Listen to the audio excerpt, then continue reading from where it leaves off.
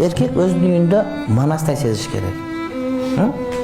Ayal uydan erkek sezdirip, күчтүү sezdirip, akıldığı sezdirip, жоопкерчилигин жүтөткөндү билген эстүү аялдар эркектин эркек кылып алат. Анан сенин колуңа эмне келет, сен былжырбайсың, досуң карачы мындай, бул досуң сеники эмне, аны машина, сенин машинаң мындай бирнеке деп айта берсе, эркек духун жоготуп отуруп, барып отуруп туруп, эч нерсени ойлонбой турган болуп калат да. Ошого эстүү аялдар күйөөлөрүн атаң мындай деп айтып турат да. Илгери бир аялдын күйөөсү өлүп калыптыр дагы эмне иш кылат экен? Күйөөсүнүн көйнөгүн дайыма жууп үтүктөп илип коет экен дагы, анан чөнтөгүнө акча салып коет экен. Анан балдар апа тыйын бер, мектепке эжеке сурады, ондой мындай, агай сурады десе, бар атаңын чөнтөгүнөн алып ал дейт. Атаңын чөнтөгүнөн алып ал деген айтылат да. Неге? Атадан чыгат деген, атасы өлгөн.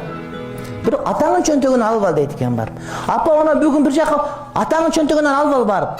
Жууп илип чөнтөгкө тыйын салып коет экен да, атаңын чөнтөгүнөн алып ал дейт экен барыпчы. Атаңын деген сөз угузусуз келет турма. Анткени ошону укса кыз да ойлойт, ата үйдө чоң экен дейт.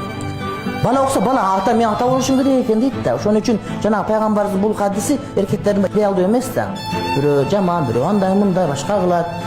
Сиз азаматсыз, башкача өзүн азамат сезип калат. Дагы машыккысы келет. Ага деген жанагыдай эме бериш, жанагыдай стимул, мотивация бериш керек. Ошону аял күйөөсүнө бериш керек да. Мисалы үчүнчү